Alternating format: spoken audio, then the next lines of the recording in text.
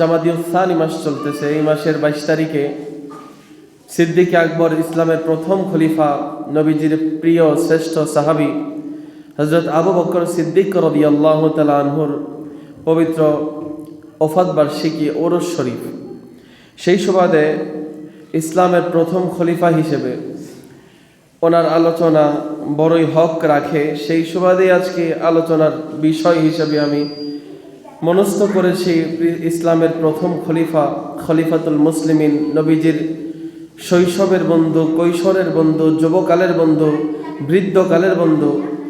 এমনকি নবীজি যখন দুনিয়া থেকে চলে যান তখনও আবু বকর সিদ্দিক নবীজির বন্ধু।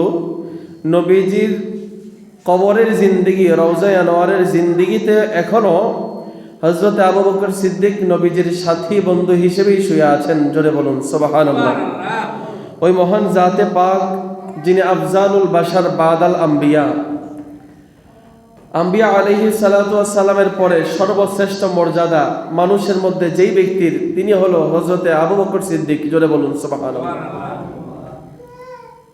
সমস্ত নবীদের পর চারজন ফেরেশতার মর্যাদা, জিব্রাইল, মিকাইল, ইসরাফিল, এই যে ওনার চারজন ফেরেশতা, এই চারজন ফেরেশতার মর্যাদা নবীদের পরে। আর এই চারজন ফেরেশতার পর মানুষের মধ্যে সর্বশ্রেষ্ঠ যিনি মর্যাদার অধিকারী, তিনি হলেন সিদ্দিক আকবর, তারপরে ওমরে ফারুক, তারপরে ওসমানে গনি, তারপর মাওলা আলী শেরে খোদা। জোরে বলুন সুবহানাল্লাহ।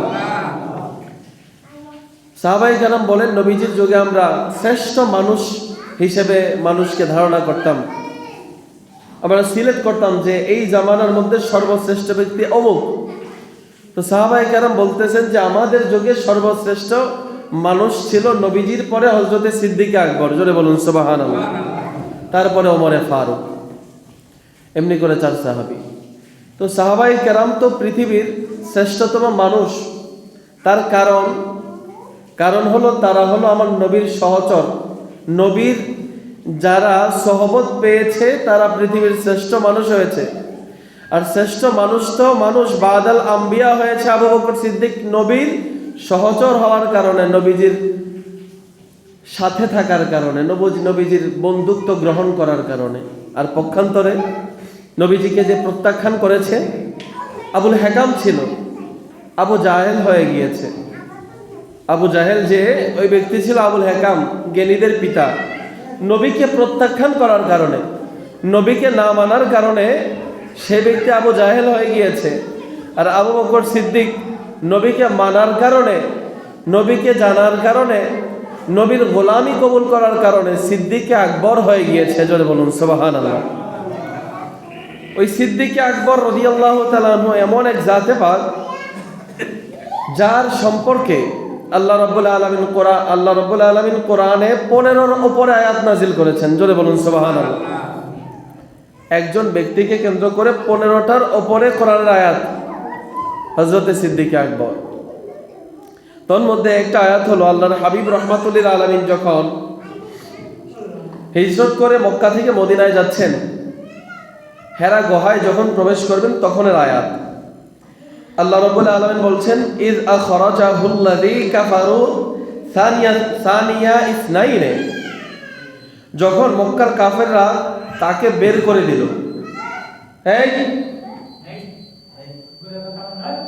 এই বসো, উঠলে বিরে দেব। মক্কার কাফেররা যখন নবীকে মক্কা থেকে বের করে দিলেন, বের করে দেওয়ার পর আল্লাহ বলতেছেন যে তারা দুইজন, নবী আর সিদ্দিক, আবু বকর সিদ্দিক আর নবী রাহমাতুল্লিল আলামিন মক্কা থেকে বের হয়ে গেলেন মদিনার দিকে। যখন তারা উভয় মিলে ইযহুমা ফিল গারে, ওই গুহার মধ্যে প্রবেশ করবে, ইয ইয়াকুলু লিসাহিবিহি, নবী রাহমাতুল্লিল আলামিন আবু বকরকে বলতেছেন, লা তাহজান, ও আবু বকর চিন্তিত হয়ো না। জোরে বলুন সুবহানাল্লাহ। ইন্নাল্লাহা মা'ানা, নিশ্চয়ই আল্লাহ আমাদের সাথে আছেন। সিদ্দিক আকবর চিন্তিত, হায় আল্লাহ কি জানি হয়ে যায়, না জানি নবীর কোনো ক্ষতি হয়ে যায় আজকের রাত্রিতে। সিদ্দিক আকবরকে সান্ত্বনা দিয়ে আল্লাহ কোরআনের আয়াত নাজিল করেছে, লা তাহজান, ও আবু বকর চিন্তিত হয়ো না, নিশ্চয়ই তোমাদের সাথে আমি আল্লাহ আছি। জোরে বলুন সুবহানাল্লাহ। কেমন মহান জাতে পাক, মহান ব্যক্তিত্ব যে চিন্তিত হলে কোরআনের আয়াত নাজিল হয়ে যায়। সিদ্দিক আকবরকে এক মক্কার, উনি ইসলাম গ্রহণ করার আগে বড় ব্যবসায়ী ছিলেন, বড় ধনী ব্যক্তি ছিলেন। উনি যখন ইসলাম গ্রহণ করার পর ব্যবসা থেকে সরে আসতেছেন, ধন সম্পদ নবীর কদমে লুটিয়ে দিচ্ছেন, এমন সময় কাফের বলে, ও আবু বকর, তুমি কি ক্ষতিগ্রস্তের মধ্যে অন্তর্ভুক্ত হয়ে যাওয়ার মনস্থ করেছো নাকি? তোমার তো আমি ভবিষ্যতে দেখতেছি তুমি ক্ষতিগ্রস্তের মধ্যে নিবন্ধিত হবা, কারণ তুমি ব্যবসা থেকে চলে আসতেছ, মুখ ফিরিয়ে নিতেছ, ধন সম্পত্তি সব নবীর কদমে দিয়ে দিতেছ, তোমার জীবন কিভাবে চলবে? আবু বকর বলেন, আমি ক্ষতিগ্রস্তের মধ্যে নাই, বরঞ্চ যে আল্লাহ তার রসুলকে চিনতে পারে নাই তারাই ক্ষতিগ্রস্তের মধ্যে আছে।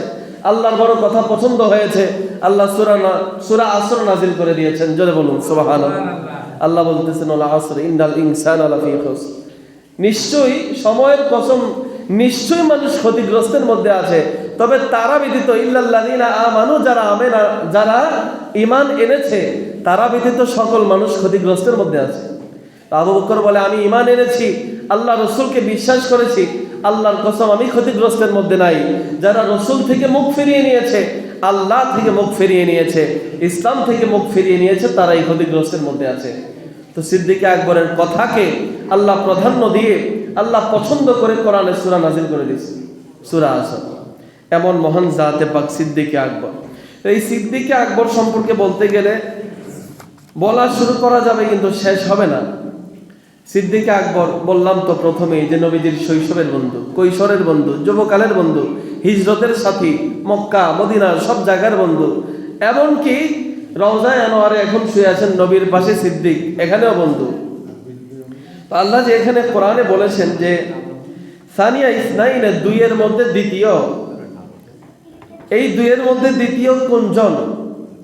কেউ কেউ বলেছে দুইয়ের মধ্যে দ্বিতীয় হলো সিদ্দিক আকবর, প্রথম হলেন নবী। আবার কেউ কেউ বলতেছেন এখানে দুইয়ের মধ্যে প্রথম আল্লাহ সিদ্দিক আকবরের কথা উল্লেখ করেছেন, তারপরে নবীর কথা উল্লেখ করেছেন। জোরে বলুন সুবহানাল্লাহ।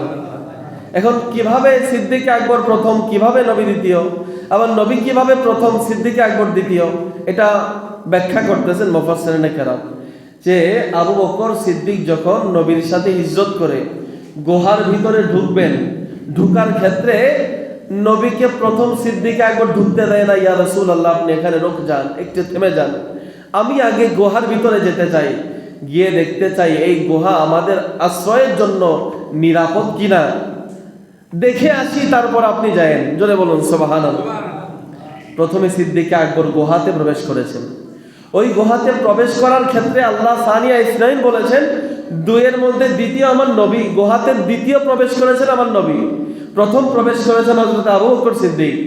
তো এই জন্য মুফাসসিরিনে কেরাম বলতেছেন এখানে আবু বকর প্রথম, আমার নবী দ্বিতীয়। আর আমার নবী প্রথম তখন যখন আমার নবী দুনিয়া থেকে চলে যান, চলে যাওয়ার সময় আবু বকরকে বলে যাচ্ছে, ও আবু বকর, আমি তো দুনিয়া থেকে চলে যাচ্ছি, ওই গারে হেরার মধ্যে তুমি আমাকে প্রথম ঢুকতে দাও নাই, কবরের মতো কঠিন জায়গায় আমি তোমাকে কিভাবে প্রথম ঢুকতে দেই? জোরে বলুন সুবহানাল্লাহ। সিদ্দিক আকবরের মৌত কিন্তু এই গারে হেরার মধ্যে সাপের কামড়েই নিশ্চিত ছিল। আল্লাহর হাবিব সিদ্দিক আকবরের হায়াত আরো বাড়িয়েছেন। জোরে বলুন সুবহানাল্লাহ। সিদ্দিক আকবর আবু বকর সিদ্দিক যখন মারা যান, ইন্তেকাল শরীফ করেন, ওফাত করেন, তখন ওনার ওই যে সাপে কামড়িয়েছিলেন সেই বিষের প্রবণতা নিয়ে সে ইন্তেকাল করেছে। তো সিদ্দিক আকবর গুহার ভিতরেই তার মৌত কবুল ছিল। আল্লাহর হাবিব বলে, না, সিদ্দিক আমাকে গুহাতে সংরক্ষণ করার জন্য আগে গিয়েছে, কবরে আমি সিদ্দিককে সংরক্ষণ করার জন্য, আমার আবু বকরকে রক্ষা করার জন্য আমি আগে যাব। জোরে বলুন সুবহানাল্লাহ। আল্লাহর হাবিব সিদ্দিক আকবরের হায়াত বাড়িয়ে দিলেন ওই গুহার মধ্যে। তারপর ওই যে বলতেছিলাম, নবীজি কবরের জিন্দেগিতে প্রথমে রওজাতে শুয়েছেন, তারপরে সিদ্দিককে কবুল করেছেন।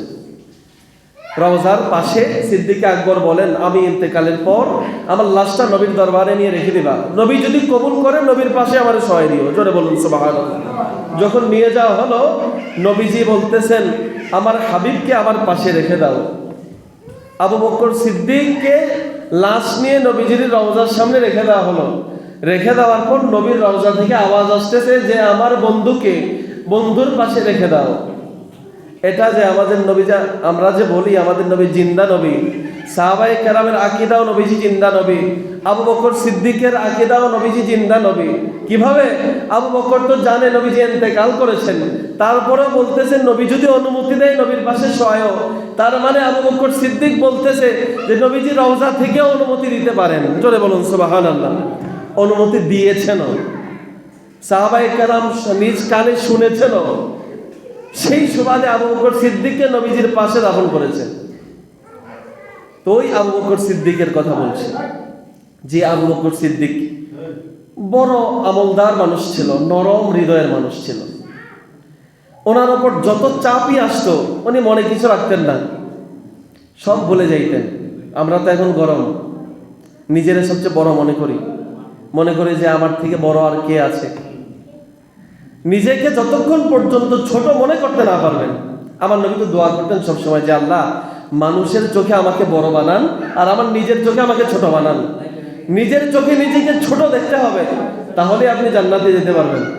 নিজের চোখে যদি নিজেকে বড় মনে হয়, মনে করবেন জান্নাতে যাওয়া আপনার জন্য বড় কঠিন হবে। এই জন্য নিজেকে নিজের সামনে ছোট বানান, নিজেকে নিজের সামনে ছোট বানান, আল্লাহ অন্যের সামনে আপনাকে বড় বানাই দেবে। এই জন্য আমরা যেন একটু গম্ভীর হই, একটু যেন নরম হৃদয়ের হই। এত কঠোর হওয়া তো ভালো না। আল্লাহ আমাদের সকলকে নরম হৃদয়ের হওয়ার মতো তৌফিক দান করুক। সকলে বলুন আল্লাহুম্মা আমিন। হযরত আবু বকর সিদ্দিকের মতো গুণে গুণান্বিত হওয়ার তৌফিক দান করুক।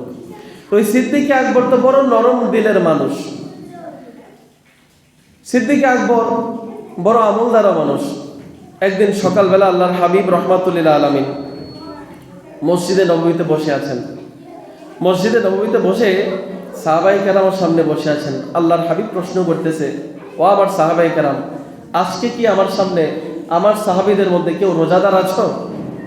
সিদ্দিক আকবর বলেন, ক্বালা আবু বকরিন আনা। জোরে বলুন সুবহানাল্লাহ।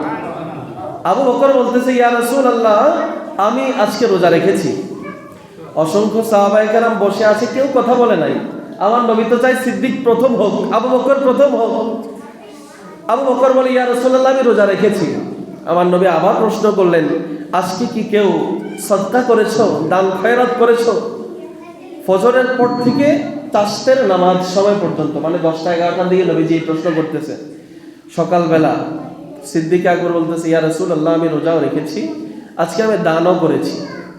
ফজরের নামাজ পড়ে যখন মসজিদ থেকে বের হই, একজন ভিক্ষুক আসলো আমার কাছে। আমার সাথে কিছু ছিল না, দৌড়ে আমি বাড়িতে গেলাম, বাড়ি থেকে এনে তাকে আমি দান করেছি। জোরে বলুন সুবহানাল্লাহ।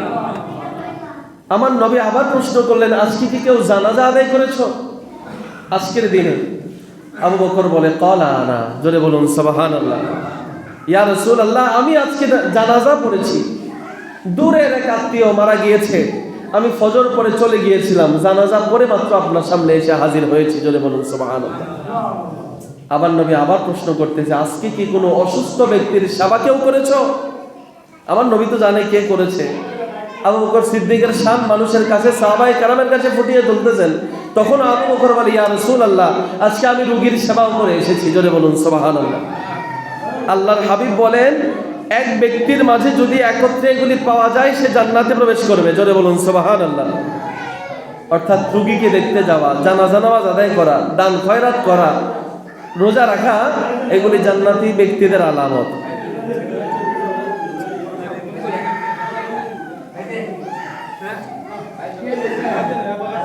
সিদ্দিকে, আচ্ছা একটু দুরূদ শরীফ পড়ুন। আল্লাহুম্মা সাল্লি আলা সাইয়্যিদিনা মাওলানা মুহাম্মাদ ওয়া আলা আলি সাইয়্যিদিনা মাওলানা। ওমর ফারুক বলে, সিদ্দিক আকবর তো সবসময় প্রথম হয়। প্রথম হয়তো সিদ্দিক আকবর আবু বকর, আজকে দেখি আমি একটু প্রথম হওয়ার চেষ্টা করি। নবীজি এলান দিলেন, তাবুক যুদ্ধের ময়দানে যুদ্ধে যাওয়া লাগবে, তোমাদের যা যতটুকু সম্ভব যুদ্ধের জন্য দান করো। ফারুক আজম বলে, ওমর ফারুক বলে, আজকে আমি প্রথম হব। সিদ্দিক আকবর তো প্রথম হয়, আজকে আমি প্রথম হব। সাথে সাথে ঘোষণার সাথে সাথে সম্পত্তির সব অর্ধেক উনি তো বিশাল সম্পত্তির অধিকারী ছিলেন, সম্পত্তির অর্ধেক নবীজির কদমে লুটিয়ে দিলেন, ইয়া রাসূলুল্লাহ যুদ্ধের জন্য দান করলাম। জোরে বলুন সুবহানাল্লাহ। ওমরে ফারুককে নবী প্রশ্ন করে, ও ওমরে ফারুক, তোমার আহলে আওলাদের জন্য বাড়িতে কি রেখে এসেছো? ওমরে ফারুক ডাক দিয়ে বলে, ইয়া রাসূলুল্লাহ, আপনার এখানে যত সম্পত্তি আমি দান করেছি এর অর্ধেক আমি রেখে এসেছি। আজ এখানে যতটুকু দিয়েছি ততটুকু রেখে এসেছি, তার মানে আমার সম্পত্তির অর্ধেক আপনাকে দিয়েছি। সাথে আবু বকর সিদ্দিক আসলেন। আবু বকর সিদ্দিক আসলেন, বাড়ি থেকে সব নিয়ে আসছে, কিচ্ছু রাখা আসে নাই। আল্লাহর হাবিব বলেন, ও আবু বকর, বাড়িতে কি রেখে এসেছো? আবু বকর বলে, ইয়া রাসূলুল্লাহ, বাড়িতে আল্লাহ তার রাসূলকে রেখে এসেছি। জোরে বলুন সুবহানাল্লাহ। কিচ্ছু রাখে আসে নাই। জামার বোতাম, পাঞ্জাবির বোতাম পর্যন্ত দান করে দিয়েছে। জোরে বলুন সুবহানাল্লাহ। আল্লাহর হাবিব বলে, ও আবু বকর, বোতাম কেন? আবু বকর বলে, ইয়া রাসূলুল্লাহ, এটাও যুদ্ধের ময়দানে কোনো কাজে লেগে যাবে হয়তো সাহাবী। আল্লাহর হাবিবের সামনে সাথে জিবরাইল আসলেন। আসার পর আল্লাহর হাবিব দেখেন জিবরাইল বোতাম ছাড়া জামা পরে আছে, খেজুরের কাঁটা লাগানো বোতামের জায়গায়। আবু বকর সিদ্দিকও খেজুরের কাঁটা লাগানো জামা পরে আছে, বোতাম খুলে দান করে দিয়েছে। আল্লাহর হাবিব বলে, ও জিবরাইল, তোমার জামা এমন কেন আজকে? তোমার জামার বোতাম নাই, তুমি কাঁটা দিয়ে কেন বোতাম বানিয়েছো? জিবরাইল বলে, ওগো ইয়া রাসূলুল্লাহ, আজকে শুধু আমি নয়, সিদ্দিক আকবরের বোতাম দান দেখে আল্লাহ এত খুশি হয়েছেন, ফেরেশতাদেরকে অর্ডার করেছেন, ও আমার ফেরেশতারা, আজকে তোমরা সিদ্দিক আকবর আবু বকর সিদ্দিকের অনুসরণে তোমরাও তোমাদের জামার বোতাম খুলে ফেলে এখানে খেজুরের কাঁটা লাগায় দাও। জোরে বলুন সুবহানাল্লাহ। সিদ্দিক আকবরের অনুসরণে ফেরেশতারা ড্রেস আপ করেছে, এত পছন্দ করেছেন আল্লাহ সিদ্দিক আকবরকে। ওমরে ফারুক কয়, প্রথমবার হইলাম কই, আমি বাড়ি থেকে অর্ধেক আনছি, অর্ধেক রেখে আসছি, সিদ্দিক আকবর সব নিয়ে আসছে। এখানেও সিদ্দিক আকবর প্রথম হলেন। জোরে বলুন সুবহানাল্লাহ। তো আল্লাহর হাবিব তো চান সিদ্দিক প্রথম হোক, আল্লাহর হাবিবের প্রিয় সাহাবী তো, বললাম তো নবীদের পর সর্বশ্রেষ্ঠ মাকাম যার, তিনি আবু বকর সিদ্দিক। ওই আবু বকর সিদ্দিক কি শুধু দুনিয়াতে, আল্লাহর হাবিব যখন মেরাজে গিয়েছেন, মেরাজে যাওয়ার পর জিবরাইলকে আল্লাহর হাবিব বলতেছে, ও জিবরাইল, আজকের রাত্রিতে এত বিশাল আশ্চর্যের ঘটনা, আমি আল্লাহর দিদার করে এসেছি, জান্নাত দেখেছি, জাহান্নাম দেখেছি, মেরাজ করে মুহূর্তে আবার দুনিয়াতে চলে যাচ্ছি, এটা তো আমার কওমের লোকেরা বিশ্বাস করবে না, এটা তো আমি তাদেরকে বিশ্বাস করাতে পারবো না। জিবরাইল বলে, ইয়া রাসূলুল্লাহ, আপনি চিন্তিত হবেন না, আপনার কওমের সমস্ত লোকও যদি অস্বীকার যায়, তারা যদি বিশ্বাস নাও করে, আপনার উম্মতের মধ্যে আল্লাহ একজনকে দান করেছেন, যে কোনো দলিল ছাড়া, বিনা দলিলে আপনার কথাকে মান্য করবেন। জোরে বলুন সুবহানাল্লাহ। জিবরাইল বলে, ইয়া রাসূলুল্লাহ, সেটা হলো আপনার সাহাবী আবু বকর। দেখা গেল নবীজি যখন মেরাজ থেকে আসলেন, আবু জাহেল বিভিন্ন ধরনের উৎসাহ ঘটাচ্ছে যে এই তোমাদের নবী নাকি মেরাজ করে আসছে আজকে রাত্রিতে। শুধু আবু জাহেল নয়, এই মেরাজের ঘটনার পর অনেক মুসলমান, গতকালকে পর্যন্ত মুসলমান ছিল, নবীজি যখন মেরাজ থেকে এসে বলতেছে যে মেরাজ থেকে এসেছি, এই মেরাজ অবিশ্বাস করে মুরতাদ হয়ে গিয়েছে। মুসলমান হওয়ার পরেও আবু বকর সিদ্দিককে গিয়ে আবু জাহেল বলতেছে, আবু বকর, তোমার নবী আজকে মেরাজ করে আসছে। আবু বকর বলে, আমার নবী যদি বলে থাকে আমি বিশ্বাস করলাম। জোরে বলুন সুবহানাল্লাহ। বিশ্বাস করার পর যখন নবীর দরবারে গিয়ে হাজির হয়েছে, নবী বলতেছে, আবু বকর, তুমি শোনার সাথে সাথে বিশ্বাস করেছো, যেটা আমি আসমান থেকে খবর পেয়েছি তুমি বিশ্বাস করবে। ইয়া ও আবু বকর, আজকে থেকে তোমার উপাধি হলো সিদ্দিক। জোরে বলুন সুবহানাল্লাহ। এই জন্য সিদ্দিককে সিদ্দিক আকবর বলা হয়, সবচেয়ে মহা সত্যবাদী বলা হয় আবু বকর সিদ্দিককে। ওই আবু বকর সিদ্দিকের মতো সত্যবাদী হওয়া যেন আমাদের ভাগ্যে নসিব হয়। সকলেই বলুন আল্লাহুম্মা আমিন। আল্লাহ